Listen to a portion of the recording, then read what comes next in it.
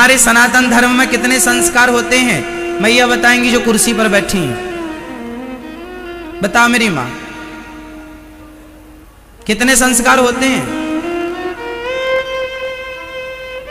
हाँ, पूछ लिया पड़ोसन से आपने?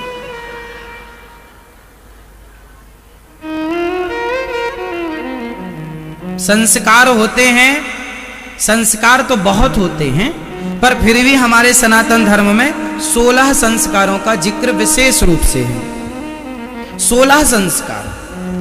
आप लोग भी आज हमारी इस सनातन संस्कृति की ये विडंबना देखिए कि आज हम लोग अपने संस्कारों से विमुख होते चले जा रहे हैं, संस्कारहीन हम लोग होते चले जा रहे हैं। आप लोग संस्कार ना जाने दीजिएगा, संस्कार बचा के रखिएगा। संस्कार में पहला संस्कार क्या है बताओ? ये पिंक वाली मैया बताएंगे। बोलो मेरी माँ, पहला संस्कार क्या है? नहीं पता? लो, हमारे देश में यही नहीं पता लोगों को संस्कार क्या है, पहला कौन दूसरा कौन। जब पता ही नहीं तो उन्हें चरितार्थ करने की बात बहुत दूर दूर तक।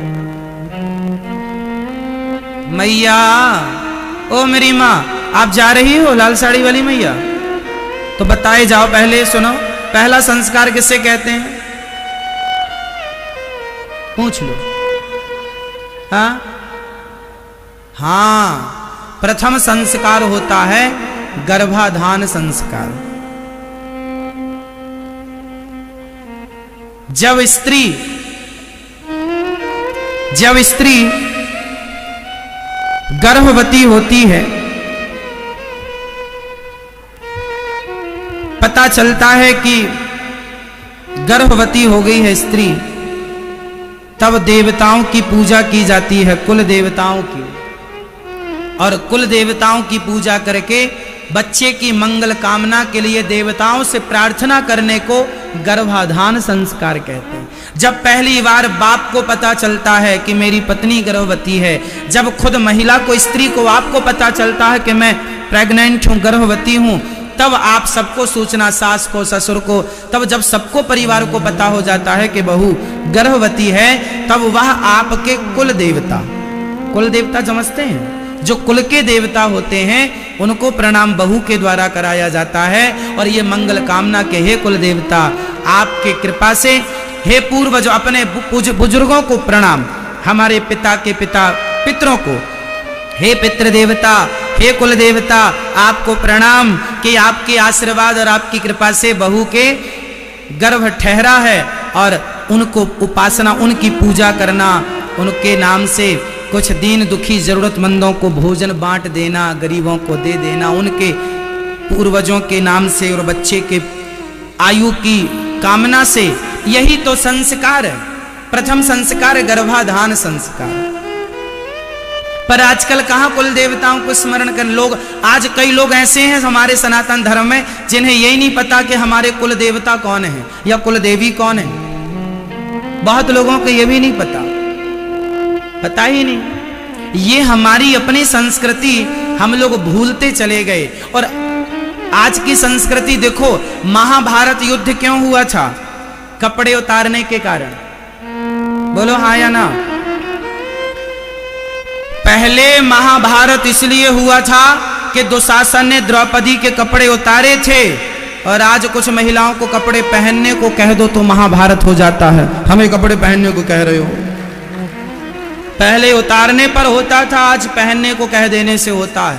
पहले कपड़े उतारते थे दुशासन जैसे लोग, द्रौपदी जैसी नारियों का अपमान करने के लिए। आजकल खुद अपने से उतार के लोग घूम रहे हैं। ये कलयुग नहीं तो क्या? अब इनसे क्या हम अपेक्षा रखें, क्या उम्मीद रखें कि ये संस्कृति को आगे बढ़ाएंगे? पिक्चर बनाने वाले लोग कितनी अश्लीलता फैला रहे हैं हमारे देश में,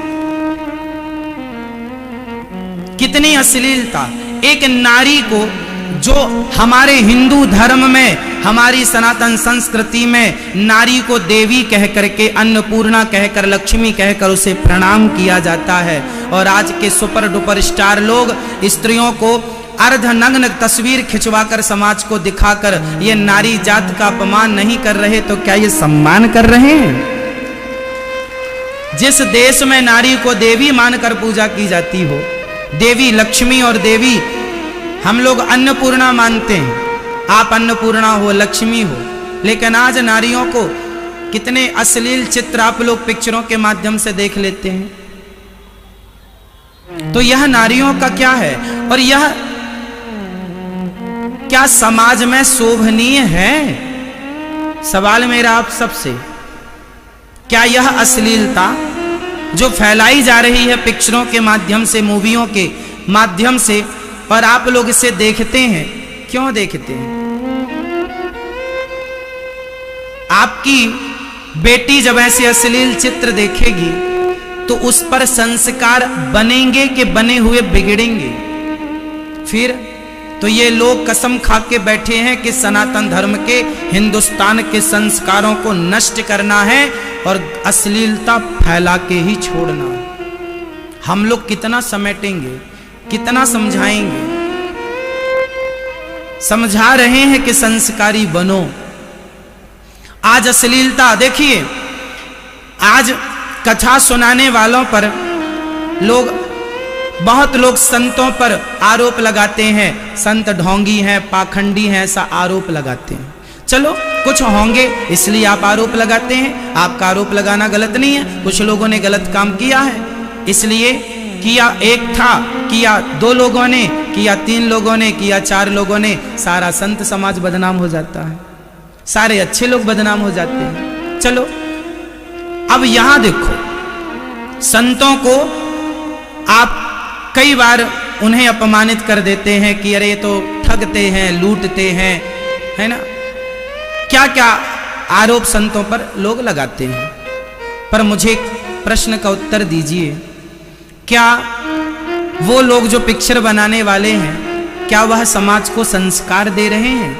अरे आज भी आप कितना भी संतों को गालियां दे दो, अपमान कर दो, पर संत ही कहता है कि बेटा शराब ना पीना, संत ही कहता है कि बेटा मांस ना खाना। ये दास अनिरुद्ध ने शराब और मांस ना खाने की बात कही तो मेरे देश के लाखों लोगों ने शराब और मांस छोड़ दिया। कथा सुन सुन के लाखों लोगों ने मांस और शराब छोड़ दी केवल कथा के बल पर। अब फिर भी लोग हमें कहें कि ठगते हो, लूटते हो, तो भाई आपका बोलना आपके हिसाब से जायज हो सकता है, आपका आरोप लगाना किसी पर जायज हो सकता है आपके हिसाब से, पर निर्णय विचार से और विवेक से ही किया जाएगा। आज मैं एक छोटा सा निवेदन करूं आपसे, पिक्चर बनाने वाले समाज में किस प्रकार जहर घोल रहे हैं, सनातन धर्म के खिलाफ कितना मीठा जहर घोल रहे हैं, समझिएगा।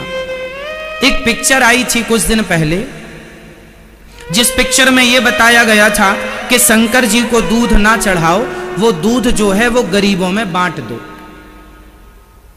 ये कॉन्सेप्ट आपने सुना होगा। बात सही है, मैं भी इस बात का समर्थक हूं कि शंकर जी को दूध नहीं चढ़ाओ, जो दूध है वह गरीबों में बांट दो। पिक्चर बनाने वालों ने यही कहा कि जरूरतमंदों को दो, वो नाली में बह चला जाता है, खराब हो जाता, वेस्ट हो जाता। चलो मैं इस बात से सहमत हो गया थोड़ी देर के लिए आपकी इस बात से, लेकिन अभी ये बात पूरी नहीं हुई। इसे पूरी समझने के लिए डीपली चलना पड़ेगा। आइए डीप पे चलते हैं, गहराई पे उतरते हैं। बात क्या है, आज मैं आपसे बिल्कुल साइंटिफिक बात करूंगा, समझिएगा, बिंदास सुनिएगा, और समझ में आए तो उसे सुनकर समझकर औरों को शेयर कीजिएगा। देखिए, आपको पता है कि शंकर जी के ऊपर दूध क्यों चढ़ाया जाता है? शंकर जी पर दूध ना चढ़ाओ इस बात की पिक्चर बना दी, करोड़ों खर्च करके पिक्चर बना दी, और जिस पिक्चर से इन्होंने ये मैसेज दिया कि शंकर जी पर दूध ना चढ़ाओ, गरीबों में बांटो, उस पिक्चर ने लगभग 1000 करोड़ का बिजनेस किया। अब मेरा सवाल उन पिक्चर बनाने वालों से कि जब आपको गरीबों की इतनी ही चिंता है कि दूध शंकर जी को ना चढ़ाओ, गरीबों में बांट दो। तो आपने भी तो पिक्चर बना के 1000 करोड़ कमाए, आपने कितने करोड़ गरीबों में बांट दिए भाई? आपने कितने हॉस्पिटल खुलवा दिए? आपने कितने कॉलेज, कितनी यूनिवर्सिटियां बनवा दी? आप तो पिक्चर बनाने वाले हैं, आप तो करोड़पति नहीं अरबपति हैं। आप तो गरीबों के लिए, क्या बंबई शहर में फुटपाथ पर लोग नहीं सोते?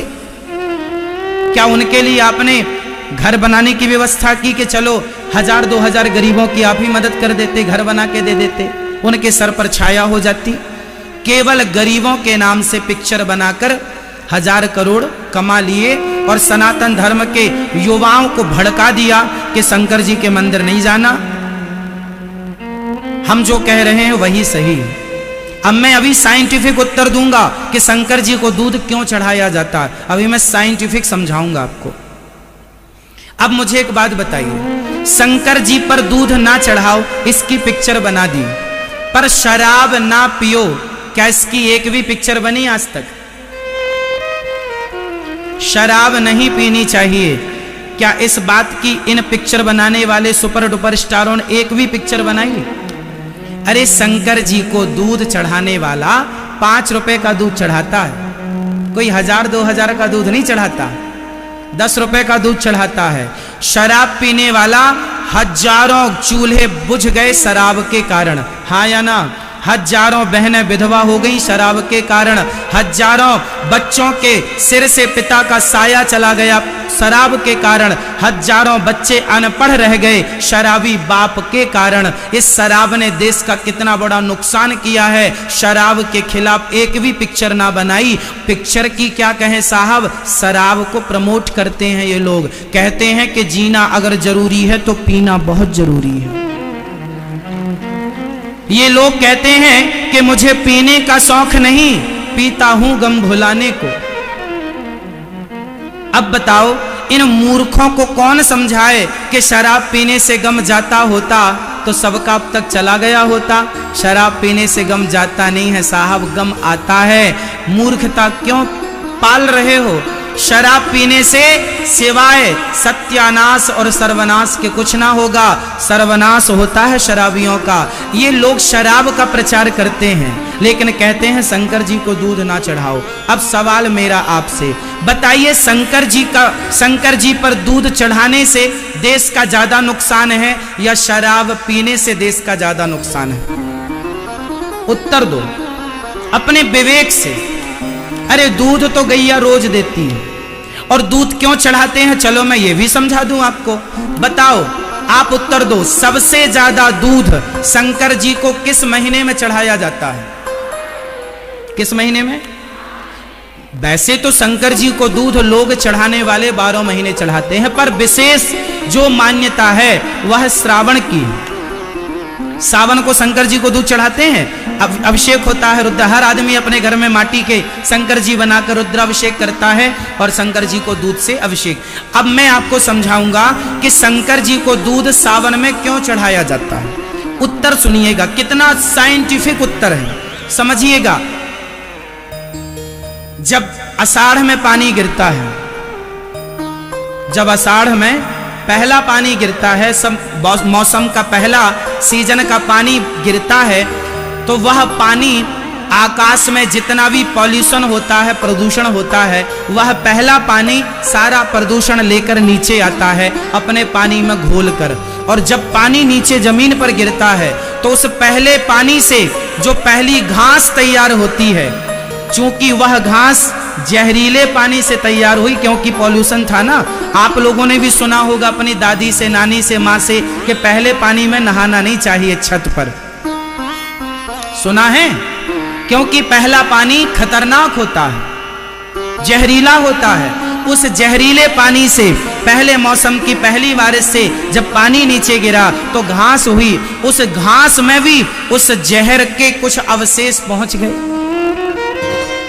उस घास को गाय ने खाया तो गाय ने जहरीली घास खाई तो दूध कैसा हुआ? उस जहर के कारण हल्का सा दूध में कोई प्रभाव आ सकता है। ऐसे हमारे ऋषि मुनियों का रिसर्च है, बाप दादों की रिसर्च है। उन्होंने कहा कि भाई सावन का पहली घास का पहला दूध है वो खाओ मत, क्योंकि हो सकता है जहरीला हो। इसलिए वो दूध क्या करें, दूध फेंक भी नहीं सकते, तो एक काम करो शंकर जी को चढ़ा दो, पुण्य भी मिल जाएगा और दूध फेंकने का पाप भी नहीं लगेगा। ये परंपरा बनाई गई कि पहला दूध गाय का सावन के महीने का पहली घास का है ना, हफ्ता भर का दूध पहले वेस्ट। भाई जब गाय पहली बार जन्म बछिया बछड़े को जन्म देती है तो उसका जो दूध होता है उसको क्या बोलते हैं, पहले दूध को कील बोलते हैं, है ना। वो दूध खाया पिया नहीं जाता, मतलब उसको वो दूध फट जाता है, रबड़ी जैसी हो जाती है। आप समझते हैं, तेली बोलते हैं, तेली। आपकी भाषा में कुछ और बोलते होंगे। तो एक हफ्ते तक उस गाय का दूध कैसा होता, खाने लायक, फिर धीरे धीरे उसका दूध पेवर दूध हो जाता है। उसी तरह एक हफ्ते के लिए ये रखा गया कि मेरी एक गाय का दूध एक हफ्ते तक शंकर जी को चढ़ाया जाएगा। और पहले के आदमियों के पास ढेर सारी गाय होती थी, तो एक गाय आज बच्चे को जन्म दिया तो एक हफ्ते भर बाद तो सबका दूध ले जाके शंकर जी के ऊपर चढ़ाने लगे। बोले एक महीने का सावन आया, चलो सावन भर शंकर जी को दूध से नहवाएंगे, तो सावन भर का दूध हो गया। वो दूषित दूध था, इसलिए दूध नहीं पीते थे उस समय पर। और जिनका पीते थे उसे फिर जंगल में छोड़ते नहीं थे कि भाई वो वाली घास ना खाए, हम ये वाला अपना दलिया वलिया खवा के उसको दूध जो निकालेंगे वो बच्चों को पिलाएंगे। तो ये साइंटिफिक रीजन था कि वह दूध पिया नहीं जाता था, वह फेंकना ही था, क्योंकि जहरीला था। तो फेंकने से अच्छा शंकर जी को चढ़ा दो, इसलिए शंकर जी पर दूध चढ़ाने की परंपरा चालू हो गई। पर वो परंपरा तब बनी थी जरूरत के हिसाब से, पर आज जंगल में गैया जाती ही नहीं है। आजकल तो भाई अपने घर पे ही लोग उनकी सेवा करते हैं, तो आज के हिसाब से और तब के हिसाब में थोड़ा सा अंतर है। पर शंकर जी को दूध चढ़ाने से किसी का चूल्हा नहीं बुझता, बल्कि मंदिरों में लोगों को रोजगार मिलता है। दूध बेचने से 1 लीटर दूध में 10 लीटर पानी मिला देते हैं, पेवर पानी होता है, नाम दूध का होता है। आप बताओ मंदिरों में जो शंकर जी पर दूध चढ़ता है वह दूध पानी होता है 1 नंबर का, केवल सफेद रंग होता है उसका, जो 10 रुपए 5 रुपए में आपको मिल जाता है। बताइए वो दूध होता है कि पानी ही होता है?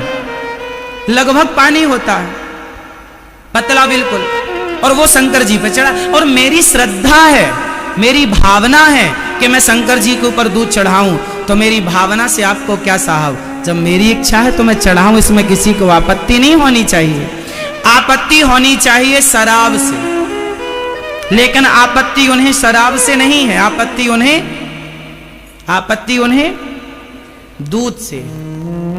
अब बताइए शराब ज्यादा हानिकारक है या दूध? फिर शराब के लिए क्यों नहीं पिक्चर बनाई इन लोगों ने कि शराब ना पियो, शराब ना पियो? क्योंकि ये लोग चाहते हैं। ये तो वो लोग हैं साहब जो पैसों के लिए गुटके का प्रचार करते हैं, दाने दाने में केसर का दम, तो अपनी औलाद को खवाओ। इतना ही गुणकारी है तो खीर में केसर ना डाला करो, यही डाला करो। अब बताओ साहब, जिन्हें आप लोगों ने सुपर डुपर स्टार कह रखा है और बना रखा है, ये प्रचार किसका करते हैं? गुटके का। ये समाज को गुटका खवाकर सत्यानाश करना चाहते हैं। ये समाज को अश्लीलता देकर समाज की संस्कृति बिगाड़ना चाहते हैं। उन्हें तो आप कहते हैं कि ये सुपर डुपर स्टार हैं, और हम लोग कहते हैं कि भाई मांस ना खाओ, शराब ना पियो, माँ के पांव दबाओ। तो हम लोगों को आप कहते हैं, आप में से कुछ लोग, कि आप तो ठगते हैं। क्या ठग लिया साहब? हम तो जो समाज की सेवा करते हैं उसके 2 पैसे आपसे श्रद्धा से मांग लेते हैं, देने लायक हैं देना, वरना किसी के घर चोरी करने नहीं जाते। क्यों जी? किसी के जेब में हाथ भी नहीं डालते जबरदस्ती के नहीं देना ही, फोर्स नहीं करते हम के देना ही पड़ेगा। बताओ आप इतने दिन से कथा सुनने आए, हमने फोर्स किया कि हमें दो कुछ नहीं? आप कथा सुनने आए, इतना बहुत है। गौरी गोपाल आश्रम में माताओं की सेवा चल रही है, और ये साहब पिक्चर बनाने वाले इनने कहा गरीबों में बांटो दूध, शंकर जी को ना चढ़ाओ। साहब ये दास अनिरुद्ध जो है ना, खीर बनाता है दूध की, और वृंदावन में आए हर संत को, हर जरूरतमंद को भरपेट भोजन मिलता है। हमने तुम्हारी तरह केवल ज्ञान बघारा नहीं है, हमने उस ज्ञान को चरितार्थ किया, उस ज्ञान पर काम किया। हम तो अन्य क्षेत्र बांटते हैं, वृंदावन में हजारों लोग भोजन करते हैं, आप कभी आकर देख सकते हैं। देखिए, मैं जयपुर की पावन धरती पर बैठकर आज हजारों लोगों के बीच में कह रहा हूं कि जो मैं कहता हूं वो करता हूं इसलिए कहने की हिम्मत है, वरना इतने लोगों के बीच में कैसे मैं कहता। आप कभी वृंदावन आना, सुबह से शाम तक रसोई चल रही है, कोई भी आए सबको पेट भर भोजन मिलता है। यदि मैं भीख मांगकर अन्य क्षेत्र और रसोई चला सकता हूं अखंड, तो ये पिक्चर बनाने वाले 1000 करोड़ एक पिक्चर का लेने वाले क्या ये रसोई नहीं चला सकते? ये गरीबों को, केवल गरीबों की बात करते हैं साहब।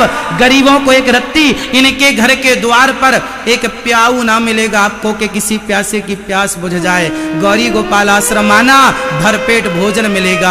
आप 10,000 लोग आएंगे, 10,000 लोगों को मिलेगा। 50,000 लोग आएंगे, 50,000 लोगों को, और 12 महीने मिलता है, और 12 महीने मिलता है। हम इन लोगों की तरह केवल डींगे नहीं मारते कि शंकर जी को दूध ना चढ़ाओ, गरीबों में बांटो। हम बांटते हैं तब कह रहे हैं, तुम्हारी तरह केवल कहते नहीं, हम करते हैं। बताओ, कहना सही है कि करना सही है? जोर से ये दास अनिरुद्ध आपसे हाथ जोड़ के कहेगा, जो मैं कह रहा हूं कि गौरी गोपाल आश्रम में अन्य क्षेत्र चलता है, वृद्ध माओं की सेवा होती है, कभी आप लोग आना और अपनी आंखों से देखना। मेरी कही बात पर यकीन मत करना, आप आकर अपनी आंखों से देखना, तब यकीन करना, तब यकीन करना। प्रत्यक्ष को प्रमाण की जरूरत नहीं होती। इसलिए मेरे नौजवान दोस्तों को, मेरे भारत के उन तमाम भक्तों को इन लोगों ने भड़का दिया कि शंकर जी के, कुछ लोग शंकर जी के मंदिर जाना छोड़ दिए, कुछ लोग भगवान की पूजा करना छोड़ दिए। अरे पूजा करने का भी एक साइंटिफिक रीजन है। अब मैं आपको कथा सुना के 7 दिन में अच्छी अच्छी बातें सुना रहा हूं। बताइए, जो बातें मैं सुना रहा हूं, आप सब पढ़े लिखे लोग बैठे हैं, बताइए इन बातों से समाज का हित है या नहीं, आपका लाभ है या नहीं? जोर से है। मेरी बात मानेंगे तो आपका लाभ होगा। लेकिन वो पिक्चर बनाने वाले कह रहे हैं गुटखा खाओ, उससे क्या लाभ है? वो कह ले जंगली रमी खेलो, रमी का प्रचार कर रहे हैं साहब। मोबाइल पे ऐप चलता है, ऐप का प्रचार कर रहे हैं। ताश जुआ का प्रचार कर रहे हैं। उनके पास गुटखा, ताश, शराब, इसके सिवा प्रचार करने का कुछ है ही नहीं। अब आप, कितना बड़ा आश्चर्य है कि इस देश में अच्छी बात बताने वाले, अच्छी बात कहने वाले को ढोंगी और पाखंडी कह दिया जाता है, और जो उस अश्लीलता फैलाकर समाज को बरगला रहे हैं, गलत रास्ते पर युवा पीढ़ी को ले जा रहे हैं, उन्हें आप सुपर डुपर स्टार कहते हैं। कितनी बड़ी विडंबना है ना मेरी मां, कितनी बड़ी विडंबना है।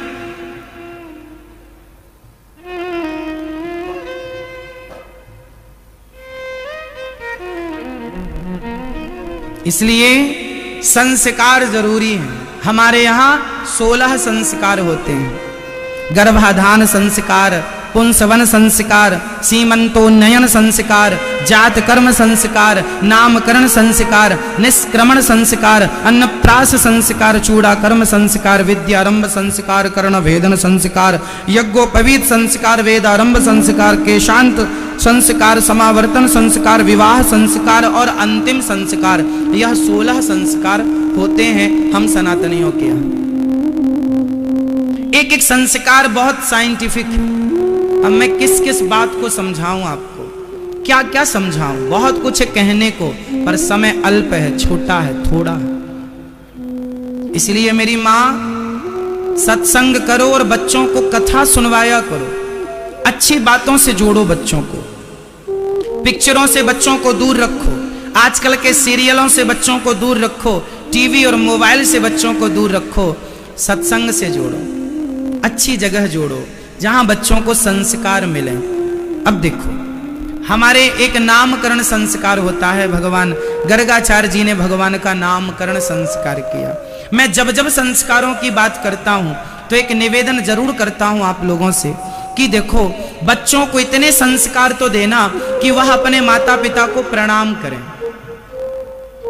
आजकल के बच्चे अपने माँ बाप को प्रणाम करना भी नहीं जानते, घुटनों के पांव छूते हैं। वो भी बताओ, अपने पिता के पांव, अपनी माँ के चरण किस हाथ से छूने चाहिए? दाहिने हाथ से या बाएं हाथ से, लेफ्ट या राइट? किससे? Left, right? राइट से, यस, राइट से।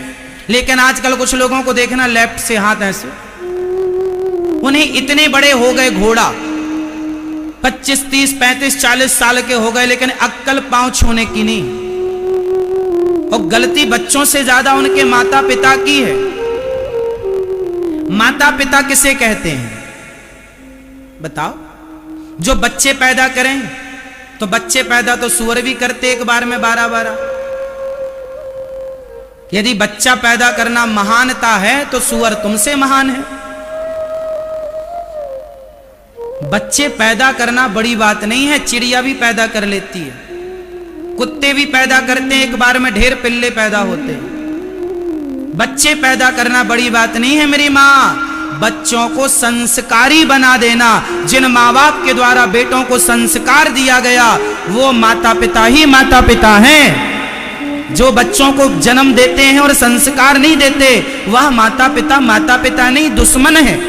तुम्हारा बेटा शराब पीता है, तुम्हारा बेटा पराई नारी को गलत निगाहों से देखता, छेड़ता, उसके साथ बलात्कार करता है, तो तुम कौन हो? माँ हो? तुम बाप हो? धिक्कार है तुम जैसे माता और पिता पर जो तुम्हारी औलाद उल्टे काम कर रही है। अरे माता पिता कौन? माता शत्रु पिता वैरी, ये न बालो न पाठिता, न शोभते सभा मध्य, हंस मध्य बको यथा। वह माता पिता दुश्मन है जो बच्चों को संस्कार नहीं देते। पैसा देना बड़ी बात नहीं है साहब, पैसा तो बाप का बेटे को मिलना ही है। बाप चाहे ना चाहे बेटे को मिलेगा। बेटा को पैसा दे दूं ये बड़ी बात नहीं है, बेटे को संस्कारवान बना देना, शिष्टाचार सिखा देना, संस्कार देना, ये बड़ी बात होती है। इसलिए अपनी औलादों को पैसे बाद में देना, पहले संस्कार दे दो। माँ बाप को साष्टांग प्रणाम करना सीखो। माँ बाप को लेट कर प्रणाम करना चाहिए, लेट कर, दोनों हाथ आगे चरणों में रखकर और लेट जाना चाहिए माता पिता के आगे। वह साष्टांग दंडवत होता माँ बाप को। और यदि ऐसे तो माँ बाप के चरणों में माथा रख के प्रणाम करना चाहिए, है ना। और एक घुटने छीने की घुटना स्पर्श करने की परंपरा ये हमारी संस्कृति नहीं है। ऐसी इतनी तुच्छ संस्कृति हमारी नहीं है, सर्वाधिक श्रेष्ठ संस्कृति है हमारी। प्रणाम करना सीखो। बड़ों के साथ कैसी बात करनी चाहिए, थोड़ा बोलने का ढंग सीख लो। बड़ों के साथ कैसा आपका व्यवहार हो सीख लो। ना सीखे तो क्या सीखा फिर आपने? इसलिए माँ बाप वो नहीं है जो सिर्फ बच्चे पैदा करने में लगे हैं। माँ बाप वह हैं जो बच्चों को संस्कार। आज मैं आपसे सवाल करता हूं कि आपके बेटे संस्कारी हैं या नहीं? यदि हैं तब तो अपने आप को माँ कहना, वरना तो माँ कहलाने के लायक नहीं हो। नालायक बेटे की माँ हो। और नालायकों को पैदा करने से अच्छा ना की होती। अरे जननी जने तो भक्त जने, या दाता या सूर, या से तो बंध्या भली, काहे गवावे नूर। बेटा हो तो लायक हो, महाराणा प्रताप हो, शिवाजी हो, वरना ना हो। ध्रुव हो, प्रहलाद हो, वरना ना हो। नालायक बेटे की मां बनने से अच्छा है लायक बेटे की मां बनो। तुम्हारा मां बनना कब सफल होगा? जब तुम्हारा बेटा नालायक होगा तब, या लायक होगा तब। जोर से तो लायक बनाना। और मेरा बेटा सुनता नहीं है, ये मम्मी का जो डायलॉग है ना, ये पुराना हो गया है, कुछ नया लाओ। सुनता नहीं है, कैसी माँ हो तुम? तुम्हारा बेटा नहीं सुनता, इसमें बेटे की गलती नहीं है। तो माँ बाप की परवरिश में कमी रह गई, वरना क्या मजाल के बेटा माँ बाप की ना सुने। कैसे नहीं सुनेगा? ये सवाल गलत है, नहीं सुनता। अरे मंदारी बंदर को वश में कर लेता है, बोलो हाँ या ना? मंदारी बंदर को वश में कर लेता है। आपने कभी बाजार में देखा होगा, एक छोटी सी चिड़िया होती है, वहां पर एक आदमी ढेर सारे पत्ते रखे रहता है, और वो चिड़िया जो पत्ता आप छूते हैं, चिड़िया उसी पत्ते को निकालती है चोंच से पकड़ के, हाँ या ना? अरे भाई, एक चिड़िया को वश में कर लिया, करने वाले ने मंदारी बंदर को वश में कर लिया, सर्कस वाले ने शेर हाथी को वश में कर लिया। तुम कैसे माँ बाप हो, अपनी औलादों को वश में ना कर पाए? असफल माँ बाप हो यदि आप ये गाना गाते हैं, हमारे बच्चे सुनते नहीं हैं। बेटियों की और बेटों की परवरिश सही हो और संस्कार बचपन से दिए जाएं, तो ऐसा सवाल नहीं होगा कि सुनते नहीं। कैसे नहीं सुनेंगे? आपने कभी बच्चों को संस्कार जिम्मेदारी से दिया ही नहीं। आपने कभी संस्कारों की जरूरत समझी ही नहीं। जब बिगड़ जाएंगे ना, तब खून के आंसू रोना पड़ेगा। यदि मेरी बात नहीं मानोगे तो मैं तो कहकर चला जाऊंगा, पर आपको याद रखना है जो मैंने कहा है, क्योंकि ये ज्ञान सब पर सदा लागू रहेगा। बेटियों को संस्कार दो, चरित्र का संस्कार दो। आजकल की बेटियां पढ़ने लिखने के नाम पर किसी लड़के से मोहब्बत कर लेती हैं, किसी लड़के से जाकर प्यार कर लेती हैं, और बाद में उस प्यार के नाम पर उस लड़की के 35 टुकड़े हो जाते हैं। उस प्यार के नाम पर कितने टुकड़े हो जाते हैं? 35। ये तुम्हारे प्यार का परिणाम है। संस्कार ना देने से ऐसे टुकड़े होते रहेंगे। संस्कार दोगे तो पढ़ना लिखना जरूरी है। शादी के पहले किसी लड़के से प्यार करना जरूरी नहीं है। तुम्हें माँ बाप ने कॉलेज पढ़ने भेजा है, दिल लगी करने नहीं भेजा, दिल लगाने नहीं भेजा। पढ़ लो बेटा, नाम कमा लो, इज्जत कमा लो, पैसा कमा लो, सम्मान कमा लो, शादी विवाह तो हो ही जाएगी। कहां भागा जा रहा है? समझाओ अपनी बेटियों को। चरित्र बिगड़ गया तो धन पाकर करोगे क्या? बताओ, धन ज्यादा कीमती है या चरित्र? आपका कैरेक्टर ज्यादा मूल्यवान है या पैसा? जोर से, जोर से।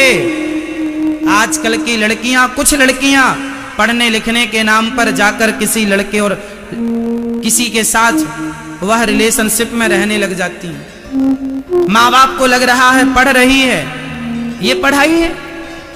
माँ बाप की जिम्मेदारी यह है कि आजकल बेटियों को आप पढ़ने लिखने के नाम पर बड़े बड़े शहर भेजते हैं। भेजो साहब, पर थोड़ा ये याद रखो कि उस बेटी के साथ कोई तो हो, या माँ हो या भाई हो, कोई तो हो उसके सपोर्ट में, कल उसके साथ कुछ दुर्घटना ना घटे।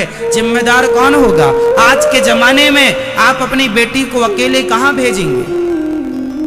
कहां सुरक्षित है आपकी बेटी? और माँ बाप ने मन बनाया है कि मैं अपनी बेटी को पढ़ाऊं लिखाऊं, पर कुछ बेटियों ने माँ बाप का विश्वास तोड़ दिया है। आज माँ बाप डरते हैं कि मेरी बेटी को मैं बाहर नहीं भेजूंगा पढ़ने के लिए। क्यों डरते हैं? क्योंकि कुछ बेटियों ने पढ़ने लिखने के नाम पर जो गलत हरकत की, भाग गई किसी के साथ, माँ बाप का नाम खराब हो गया, तो माँ बाप डर जाते हैं कहीं मेरी बेटी भी ऐसी ना हो जाए। इस चक्कर में उन बेटियों को पढ़ाने लिखाने के लिए भी माँ बाप से गिड़गिड़ाना पड़ता है। इसलिए पढ़ाओ लिखाओ बुरा नहीं है, पर सुरक्षा जरूरी है। सुरक्षा की गारंटी कौन लेगा? संस्कार लेंगे। संस्कार देना मेरी माँ, बेटी आपकी है, बेटा आपका है, हमारा धर्म है समझाना, सो समझा रहे हैं। मानो ना मानो 35 टुकड़े तो हो ही रहे हैं। फिर ना मानो तो ना मानो, 35 टुकड़े तो हो ही जाएंगे फिर। इसलिए मान लोगे तो आपका हित होगा। संस्कार, मैंने एक दिन कथा में कहा था, संस्कारों की बेड़ियां जरूरी हैं, संस्कारों का बंधन जरूरी है।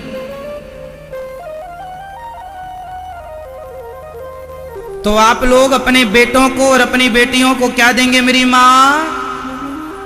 चलो अब एक दूसरी बात करता हूं। आप में से कितने लोगों को नौकरी चाहिए? जिसको नौकरी चाहिए हाथ उठा लो। आप में से कितने माँ बाप ऐसे हैं जो चाहते हैं मेरा बेटा पढ़ लिख कर अच्छी नौकरी करे? हाथ उठाओ। ऐसे कितने माँ बाप हैं जो चाहते हैं मेरा बेटा पढ़ लिख कर नौकरी करे? हाथ उठा लो।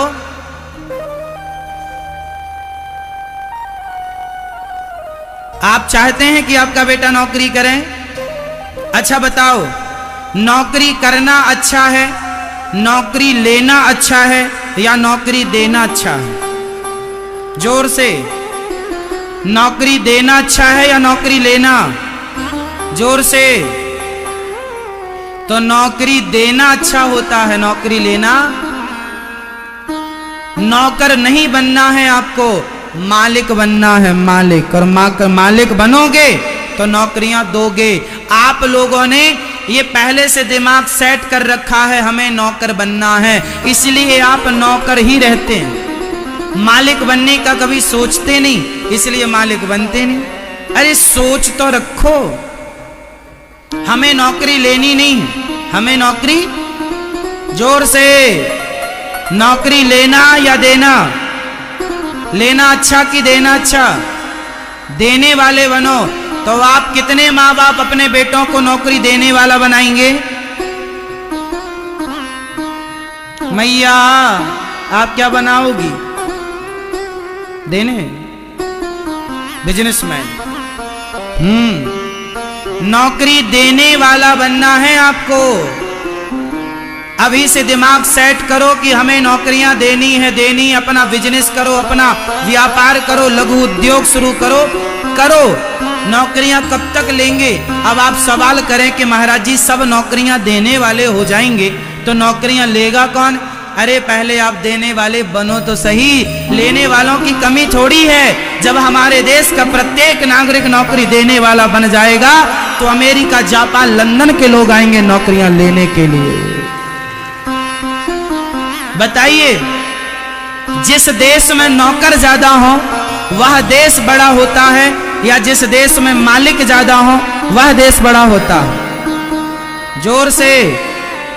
तो मालिक बनाना है बच्चों को, ना कि नौकर। मालिक बनाओ, खुद का कुछ करो। कब तक दूसरों के टुकड़ों पर पलोगे? और एक बात बेटों के लिए, पिता की संपत्ति पर हमें मौज नहीं करनी चाहिए। हम कहते हैं कि बाप का धन मध्यम होता है, बाप का धन भी हमें नहीं लेना चाहिए। बताओ, खुद की कमाई सबसे अच्छी या बाप का दिया धन सबसे अच्छा? बोल दो। उत्तमम स्वाजितम वित्तम मध्यमम पितुरर्जितम मध्यमम भ्रातृवित्तम चा स्त्री वित्तम अधमाधमम। आज हमारे भारत में 40-50% बच्चे ऐसे हैं, बल्कि 60% बच्चे ऐसे हैं जो बाप की संपत्ति पर मौज कर रहे हैं, बाप की संपत्ति को खा रहे हैं, उड़ा रहे हैं। खुद का अपना कोई काम नहीं है। जो बाप का है उसे कम कर रहे हैं, उसे बेच बेच के अपनी लग्जरी गाड़ियों की इच्छाएं पूरी कर रहे हैं। अरे भाई बेटे, तुम्हारे बाप ने मेहनत से कमाया है, तुम भी मेहनत करके अपने बाप के नाम को और बड़ा करो, अपने बिजनेस को बड़ा करो, व्यापार को बड़ा करो। बाप के टुकड़ों पर नहीं पलना चाहिए। क्यों जी? बाप का धन तो मिलेगा ही आपको, लेकिन बाप के नाम से आपकी पहचान है, ये आपकी कोई पहचान नहीं है। आपका एक अपना नाम होना चाहिए। मैं फलाने का बेटा हूं ना, मैं फलाना हूं, वो मेरे पिताजी हैं। मेरे नाम से मेरे पिताजी को जाना जाए, मेरे पिताजी के नाम से मुझे ना जाना जाए। आप इतनी मेहनत करें, इतने कामयाब हो जाएं कि आपके नाम से आपके पिता को जाना जाए, ये आपकी सफलता है। और यदि आप पिता के नाम से जाने जा रहे हैं तो ये आपकी सफलता नहीं है, आपके पिता की सफलता। आप अपने बाप के टुकड़ों पर पलने वाले हैं। शेर दो प्रकार के होते हैं, एक जंगल का शेर, एक सर्कस का शेर, दोनों में अंतर क्या है? सर्कस का शेर अच्छा होता है या जंगल का? सर्कस का शेर अच्छा नहीं होता। क्यों?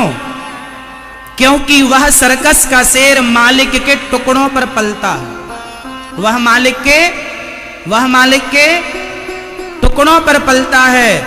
जो माँ बाप अपने बच्चों को ज्यादा धन दौलत बैंक बैलेंस प्रॉपर्टी देकर जाते हैं, वह माता पिता अपने बच्चों को सर्कस का शेर बना देते हैं। बालक बेटा बाप के टुकड़ों पर पलेगा।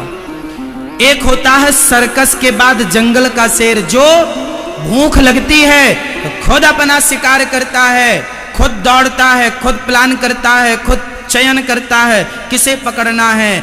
जो अपने रोटी स्वयं अपने मेहनत अपने पसीने से जो अपनी रोटी पकाता है, जो अपना पेट अपनी मेहनत अपने पसीने से भरता है अपना पेट, वह जंगल का शेर होता है। और सर्कस का शेर तो मालिक समय पर आया, टुकड़े फेंक कर चला गया।